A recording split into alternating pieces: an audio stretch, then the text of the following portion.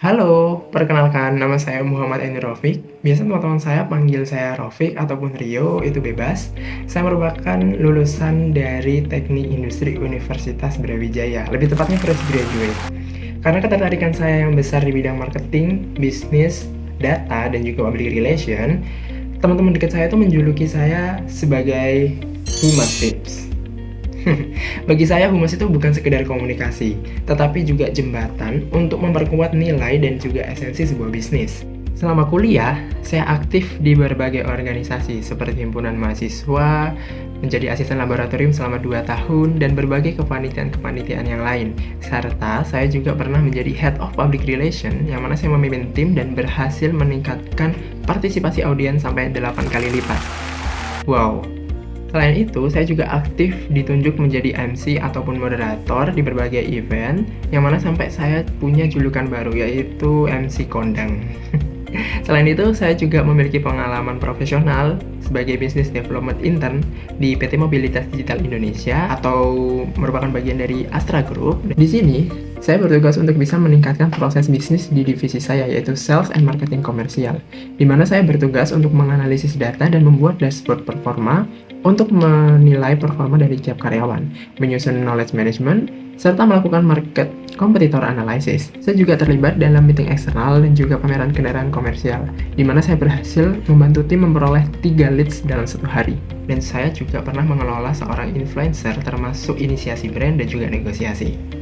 Menurut saya, pengalaman-pengalaman ini membentuk pribadi yang komunikatif, analitis, dan problem solver dalam diri saya, sehingga saya merasa cocok untuk menjadi bagian dari business development. Selama ini, saya sering melihat bagaimana banyaknya bisnis besar maupun bisnis kecil mulai beralih ke ranah digital. Dan saya sadar kalau semisal transformasi digital bukan lagi sebuah pilihan, tetapi juga menjadi sebuah kebutuhan. Dan di Indonesia, salah satu pemain besar dalam proses itu adalah Telkom Indonesia. Itulah alasan saya kenapa saya ingin ikut Digital Class Internship. Saya ingin merasakan langsung bagaimana sebuah perusahaan besar mengembangkan bisnisnya yang tidak hanya fokus pada pertumbuhan angka, tetapi juga strategi komunikasi, marketing, dan juga data untuk menciptakan solusi yang benar-benar relevan untuk kebutuhan masyarakat. Lewat skill yang saya miliki, saya berkomitmen untuk memberikan kontribusi nyata dengan pendekatan berbasis data, keberanian berinovasi, dan kolaborasi lintas fungsi dalam mendukung dan memahami proses bisnis di Telkom Indonesia. Saya juga siap beradaptasi, berpikiran terbuka, dan menerima segala feedback yang dapat membangun proses pelaksanaan program ini. Karena bagi saya, program ini bukan sekadar magang, tetapi ruang praktik yang memberikan saya tantangan baru untuk bisa menghadirkan dampak konkret bagi industri digital Indonesia. Sebagai seorang fresh graduate, saat ini saya sedang fokus mengembangkan diri lewat beberapa aktivitas. Saat ini, saya bekerja sebagai freelance manager seorang influencer, di mana saya belajar bagaimana memanajemen sebuah kerjasama, proses negosiasi, dan juga komunikasi kepada brand. Selain itu, saya juga dipercaya menjadi Chief Marketing Officer di AgroPlus, yaitu organisasi di bidang pertanian, dan mengajarkan saya bagaimana berpikir strategis dan juga menjaga ritme tim sebagai seorang leader. Di luar itu, saya aktif membuat konten tentang self-improvement yang saya bagikan lewat laman Instagram saya. Saya menjalani hobi saya dengan mendaki dan membaca, serta mengikuti berbagai program pengembangan diri. Bagi saya, hal tersebut merupakan cara untuk terus menyiapkan diri, agar ketika nanti masuk dunia kerja, saya sudah terbiasa dengan ritme yang cepat, penuh tantangan, dan tetap mampu memberikan kontribusi terbaik.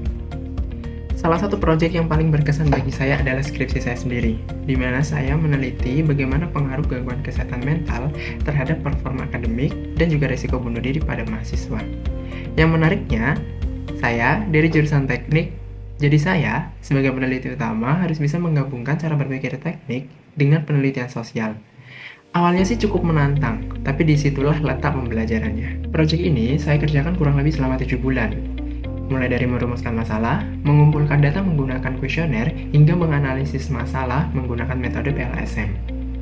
Karena datanya yang sangat kompleks dan software yang belum pernah saya operasikan, jadi saya sempat kewalahan hingga membutuhkan waktu yang lebih lama untuk menyelesaikan penelitian saya.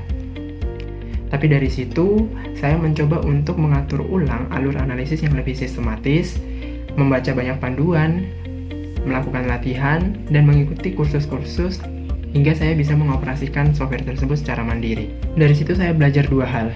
Yang pertama, konsistensi dan juga kesabaran itu adalah kunci. Yang kedua, kalau kita berani untuk keluar dari zona nyaman, kita memiliki peluang yang lebih besar untuk mendapatkan hasil yang lebih baik dari yang kita bayangkan. Pada akhirnya, saya berhasil menyelesaikan skripsi saya tepat pada waktunya dengan hasil yang memuaskan. Dan yang paling berharga adalah proses saya untuk menyelesaikan penelitian tersebut. Dari situ, saya sadar kalau saya punya passion di bidang data, entah itu data operasional maupun data penelitian. Dan buat saya, hal tersebut adalah kesempatan bagi saya untuk belajar hal baru dan juga tumbuh lebih baik. Dalam menunjang pekerjaan, saya terbiasa menggunakan beberapa tools. Untuk transformasi data, analisis, dan pembuatan dashboard, saya menggunakan Microsoft Excel di level 7/10. Untuk pembuatan laporan yang sistematis dan terorganisir, saya terbiasa menggunakan Microsoft Word dengan level 9/10. Sementara itu, untuk pembuatan presentasi yang komunikatif, saya menggunakan Microsoft PowerPoint di level 8/10. Dari sisi visual, saya terbiasa menggunakan Canva di level 8/10 untuk mendesain materi presentasi ataupun konten. Untuk melakukan editing ringan, saya bisa menggunakan CapCut di level 6/10. Dalam hal kolaborasi, saya mampu mengoperasikan Microsoft Teams di level 8/10 untuk melakukan meeting ataupun koordinasi dengan tim.